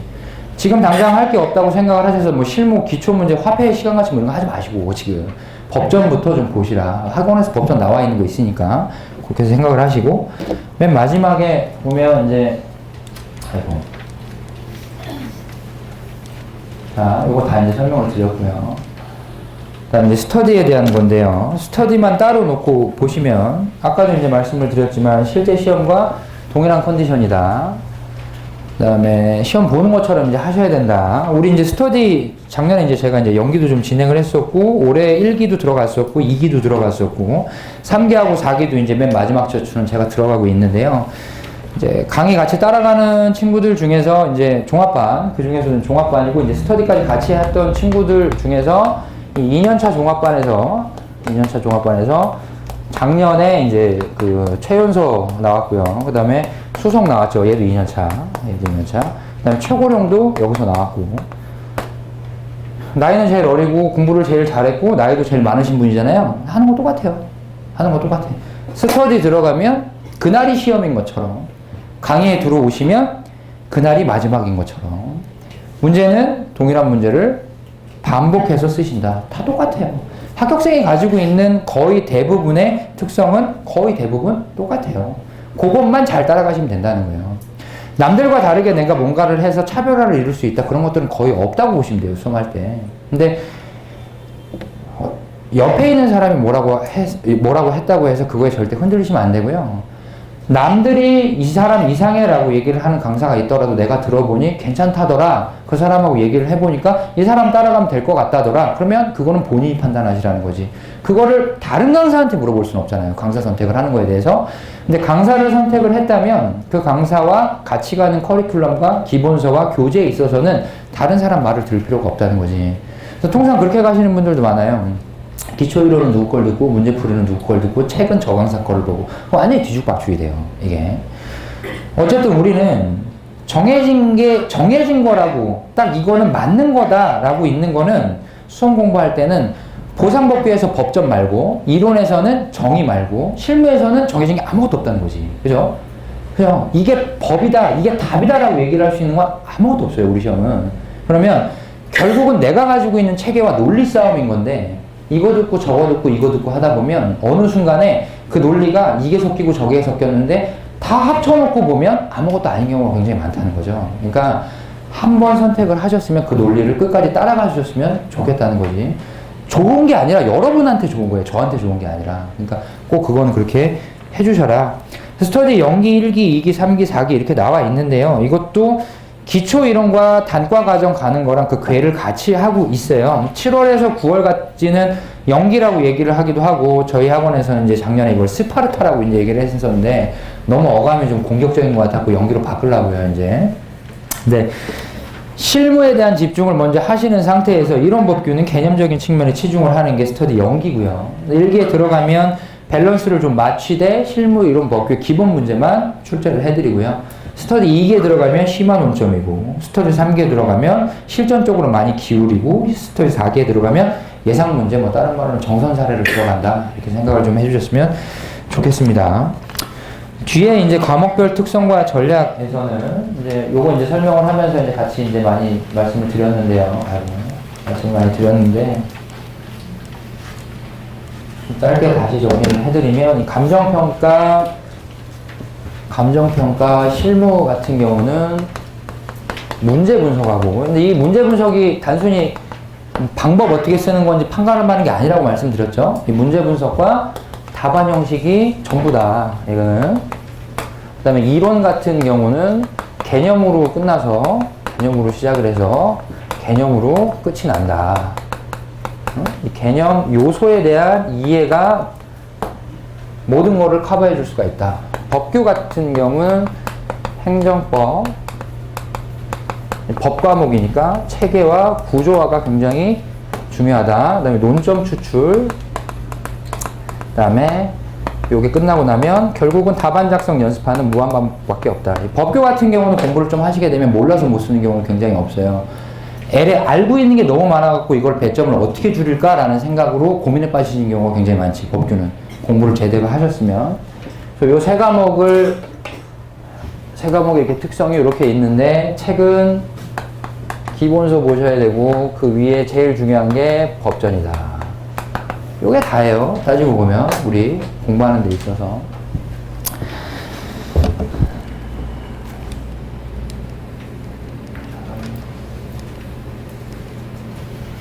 뒤에 넘어가시면 이제 과목별 특성과 전략에서 이게 좀 중요한데요. 고득점을 목표로 공부하라. 이 고득점이라는 것 자체가 차별화를 통해서 출제위원한테 수석으로 이끌 수 있는 점수를 받아라, 이런 얘기를 하는 게 아닙니다. 고득점이라는 것 자체는 결국은 우리는 두 가지밖에 없어요. 합격을 하는 분들은 그냥 고득점이에요, 이거는. 그죠? 합격을 하지 못하는 분들은, 이 불합격하는 분들은 거의 80% 이상이 다 과락이라는 얘기죠. 예를 들어서 커트 점수가 평균 43점이면 42.8, 41 이렇게 떨어진 분들은 거의 없어요. 총점이 평균이 이렇게 나왔다고 하더라도 거의 대부분 한 과목 내지 두 과목이 과락인 경우가 굉장히 많아요.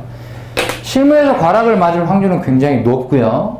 실무에서 과락을 때리지 않더라고 하더라도 이론하고 법규에서 한 해씩 번갈아 가면서 빗자루로 낙엽슬지 쓸어버립니다. 어쨌든 우리는 붙여주기 위해서 채점을 하는 시험이 아니라 떨어뜨리기 위해서 채점을 하는 시험이잖아요. 과락부터 주고 나면 채점하기 굉장히 쉬워지죠. 일단 다 쓸어내버린 다음에 절대 합격수에 미치지 못하면 1점, 2점씩 올려주기 시작하면 되죠. 그죠? 그럼 커트 딱 맞출 수 있잖아요. 우리 절대평가라고 얘기를 하는데 상대평가잖아. 그죠? 뽑는 인원이 항상 정해져 있으니까. 그죠?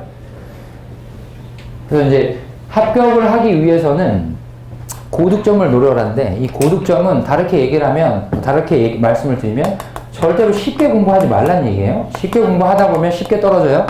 어렵게 공부하면 어렵게 붙어요. 그죠? 쉽게 떨어지는 것보다 어렵게 붙는 게 훨씬 낫잖아요. 그죠? 그래서 쉽게 공부를 절대 하지 마라. 또 하나는 합리화하지 마세요. 자기 자신한테. 절대로 합리화하지 마세요. 이 내용 자체는 이해하기 굉장히 힘든 거기 때문에 이거 할 필요 없어. 다른 사람들한테 이제 조언을 구하고 다니죠. 야, 너 이거 했어? 이거 되게 어려운데 이거까지 해야 돼? 그럼 누군가는 옆에서 한마디는 나오겠지. 그거까지 할 필요 없을걸? 누구는 그거 안 하던데? 이렇게 얘기를 하죠. 그럼 안 해야 되겠다. 이렇게 되는 거지. 그러지 마시고. 선택한 강사가 하는 거면 무조건 씹어 먹을 때까지 머릿속에 집어 넣으셔야 됩니다. 필요하니까 하는 거예요, 앞에서. 필요하지 않는 걸 하는 사람은 없어요, 강사 중에. 이번 보면 방법과 선택이 굉장히 중요하다라는 말씀을 드리고 있는데요. 선택은 딱 한 번만 하십시오. 선택을 2번 하는 순간 지금까지 했던 건 아무것도 아니게 됩니다. 법정과 기본서를 항상 가까이 하라라는 내용은 아까 이제 계속해서 강조를 드렸던 부분 중에 하나고요. 마지막에 수험생은 답안지로 말한다라고 얘기를 돼 있는데 이 답안지로 말한다라는 것 자체는 머릿속에 아무리 들어와 있는 내용이 많다고 하더라도 채점하는 사람을 설득할 수 있는 답안지를 쓸 수 없다면 사상 누각에 불과하다라는 생각을 좀 하시고 답안을 작성하는 기술 자체는 답안의 형식이라는 측면도 있지만 처음에 말씀드렸던 글씨 측면도 좀 중요하게 생각을 하셔야 된다. 읽어볼 수 있게 써야지 나만 읽을 수 있게 쓰시면 안 된다는 얘기죠. 그렇죠? 4가지 사항을 좀 기억을 해 두시고요. 그 다음에 이제 그 밖의 요인이라고 그래갖고 이거 왜 이렇게 다릅니까? 좀 볼게요. 그 밖의 요인. 개강 일정 나와 있는데 요거는 뭐 김상황 평가사가 14일부터 개강하게 돼 있고요. 제가 이제 13일부터 이론 기초 이론, 그 다음에 이제 이승민 교수님이 16일부터 일정 돼 있고, 문일 변호사가 3월 12일부터 개강을 하게 돼 있고요. 이 개강 일정은 기초 이론 과정에 대한 것들을 말씀을 드리는 거고요. 기초 이론 과정에서 기본적인 논점이라든지 아니면 문제 분석이라든지 이런 것들보다는 어떤 우리가 공부를 해 나가는 데 있어서 기본이 되는 구조와 개념에 대해서 먼저 말씀을 드리고 가는 강의다. 말 그대로 기본 강의고 기초 강의다. 이렇게 이제 이해를 해주셨으면 좋겠습니다. 마지막으로 이제 질문, 공통 질문 좀 받고요. 이제 강사분들 들어와 계시니까 과목별로 조금 궁금한 게 있으면 공개적으로 질문하셔도 좋고요. 사람이 많아서 공개적으로 질문하기 좀 그렇다 하시는 분들은 나오셔서 상담을 따로 받으셔도 좋습니다. 일단은 질문 받기 전에 이렇게 이제 설명회는 좀 마치도록 하겠습니다. 긴 시간 동안 고생 많으셨습니다. 고맙습니다.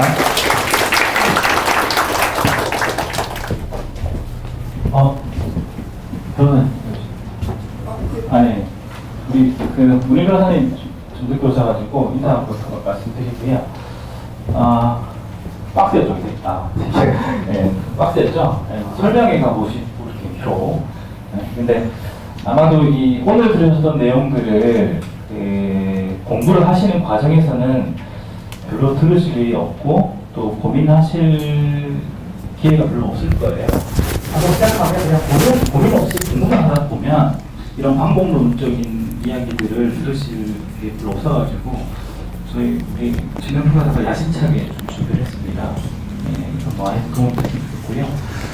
변호사님 먼저 인사드리고 전체적인 질문하실 분 손들어서 질문하시고요. 그리고 과목별로 이제 개별 상담을 원하시는 분들은 이론 법규는 여기 달 거고요.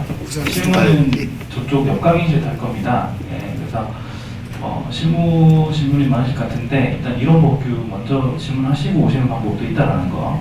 네, 이런 게 삶의 지혜라는 거. 네. 일단 인사하셨어요. 네, 변호사님 인사드릴게요.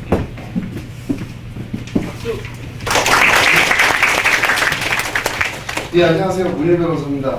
여러분들 이제 감정평가사 시험에 이제 제 입장에서는 처음으로 이제 진입을 하는 건데, 앞에 이제 최명금 감평사님이 너무 이제 좋은 얘기 말씀을 많이 해주셔서, 저 역시 이제 수험 생활을 했기 때문에 99% 이제 동감하는데, 딱 하나만 이제 조금만 정정하면 제가 이제 행정법 과목을 가르치니까, 이제 저는 변호사업을 이제 그만두고 전업으로 이제 행정법 강의를 하고 있는데, 제가 작년에 일단 1월달에 신림동에 공인노무사 이쪽에 이제 행정쟁소 2차 과목을 이제 강의를 시작했어요.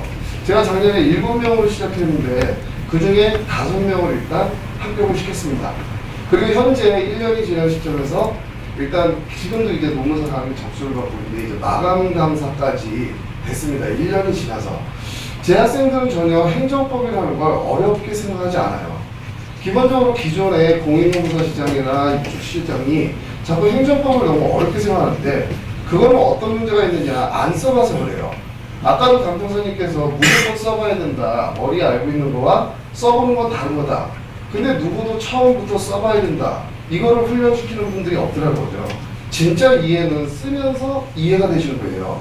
그래서 저 같은 경우에는 바로 이제 교수님들 기본서 가지고 수업이 들어갈 건데 매일 시험 봅니다. 매일 시험 보고 첨삭해드리고 그게 처음부터 그 준비가 되셔야 아 내가 지금 2차 시험을 보고 있구나, 내가 지금 주관식 공부를 하고 있구나, 이거 자체만 일단 깨트려드려도 일단 손가락이 부러지는 그 고통을 빨리 넘으셔야 여러분들은 정말 본인이 쓰고 싶은 내용들을 다 전부 이제 답안으로 전달할 수 있기 때문에 그거부터 일단 훈련을 시키고, 제가 이제 이 그 신림동에서 행정법 강의를 하는데 저는 강의를 들어본 적이 없어요. 제가 공부를 할 때 유독 행정법이라는 과목과 헌법이라는 과목은 어떤 분의 강의를 들어보지 않고 교수님 기본서 한 권을 놓고 계속 이제 돌려서 봤던 것 같아요. 그러다 보니까 아, 왜 이거를 이 순서로 전달을 하지? 책에서 차라리 앞에 이걸 배우고 요거와 관련된 뒤에 논점을 같이 한번 보고 다시 왔다가 요 논점을 왜 배우는 거지? 아, 이건 소송에서 피고와 관련이 있구나. 이렇게 왔다 갔다 하게 되면 순서만 조금 바꿔줘도 머리가 전혀 힘들어지지 않아요. 근데 기본적으로 이걸 진도별로 무조건 나가니까 뒤에 개념이 받침이 돼야 앞에 걸 볼 수 있는데 이게 그냥 계속 진도별로 진행하다 보니까 머리에서 받아들일 수 없는 순서가 돼버리더라고요. 거죠. 그거 하나만 교정해도 기본적으로 행정법이라는 과목이 정말로 논리적이고 이게 처음에 용어의 어색함만 깨게 되면 기본적으로 야 이거 진짜 고득점할 수 있는 전략 과목이겠구나, 그렇게 분명히 만들어드릴 자신이 있고 그런 과목이 행정법이라는 걸 한번 그 제대로 좀 전달해 드리려고 제가 아마 여러분들을 이제 뵙게 된 것 같습니다. 제 이름이 문일인데 뭐 이제 과목의 내용 같은 거는 기본적으로 나중에 수업 때 보시고 제 이름이 한문으로 이거예요. 제 이름이 한자로 이거예요. 이름에서만 보셔도 군더더기는 전혀 없습니다. 여러분들 시험에 정말 관련 있는 거, 정말로 한 번이라도 쓸 일이 있는 거, 그거를 정말로 여러분들 이해하기 쉽게 전달하고 그 내용을 그날 배우신 건 바로 그 다음날 무조건 25분은 쓰는 시험으로 해서 일단 손을 여러분들 이해시키는 건 기본 강의로 충분해요.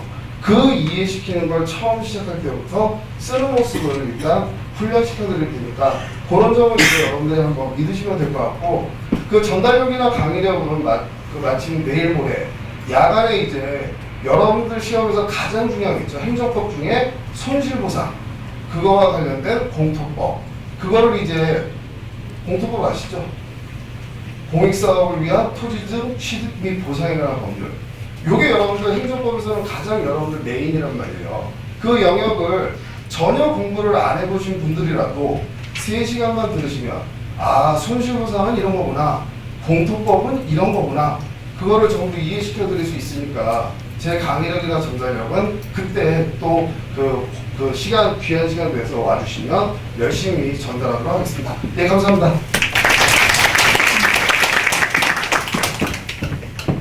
그리고 이제 저희 스터디의 실무 강사님이신 김수명 평가사님 인사 잠깐 해주세요. 너무 길죠? 짧게 할 겁니다.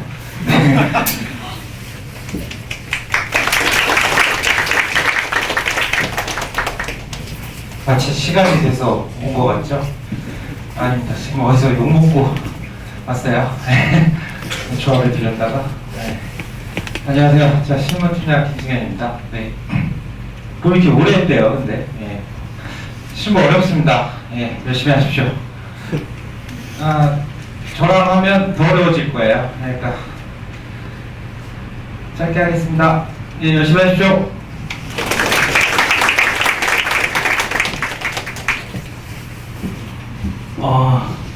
용기 있게 손 들고 질문하실 분.